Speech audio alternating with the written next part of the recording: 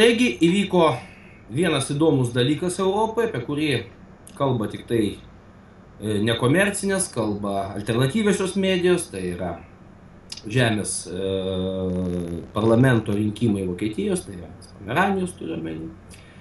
Be abejo, nepastebėt to, kad AfD, Alternative für Deutschland, alternatyva Vokietijoje stiprėja, nepastebėt šito neįmanoma, šito negali net nepastebėt ir oficiozinės priemonės, tiesa jos labai kukliai ir vardina tai kaip Merkel politikos, sakykime, saulėledį.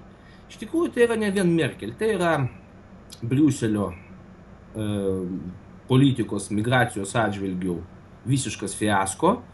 Tai yra politikos, kurios tikslas buvo per migraciją sujungti Europą į federaciją. Buvo tokios kalbos, kad per migraciją galima sujungti, irgi yra fiasko. Džiugu, kad toj pačioj Vokietijoje, kurie dabar nuo migracijos daugiausiai nukentėjo, jau AfD turi pusiai žemių parlamentų, turi savo narius, tai yra džiugu. Bet tiesą sakant, aš dabar norėjau dar apie kai ką pasakyti. Čia nėra metinės.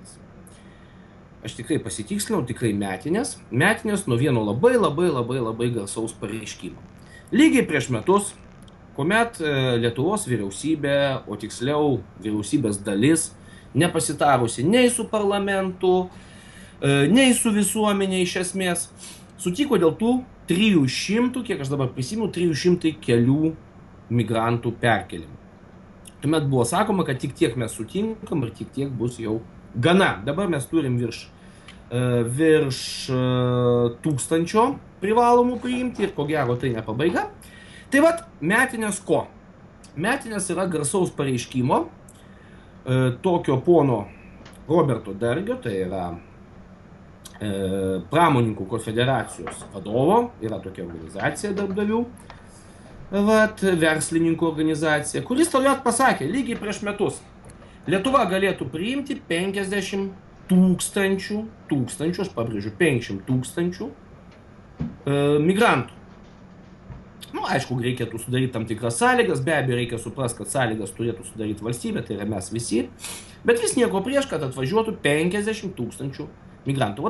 Kas dabar įdomu, praėjo metai, mes matom, kad Vokietijos migrantų armija Vokietijoje, tai yra Prancūzijoje, jie visiškai nesiruošia, ne tai kad integruotis, jie dirbti nesiruošia.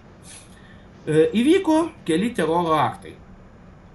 Kelias dešimtis, sakykime, tų migrantų jau sėdi kalėjimuose kaip potencialių teroro aktų organizatorių. Maža to. Jau dabar atvirai kalbama, kad kartu su migrantais atvyksta nemažai kovinės patirties turinčių asmenų. Tai paklausti aš norėčiau vis dėlto ne politiko, o norėčiau pono pramonininkų konfederacijos vadovo.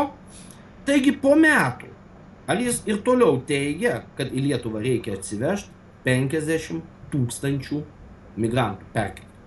Tai mano klausimas ir tokia informacijėlė. Ačiū žiūrovai.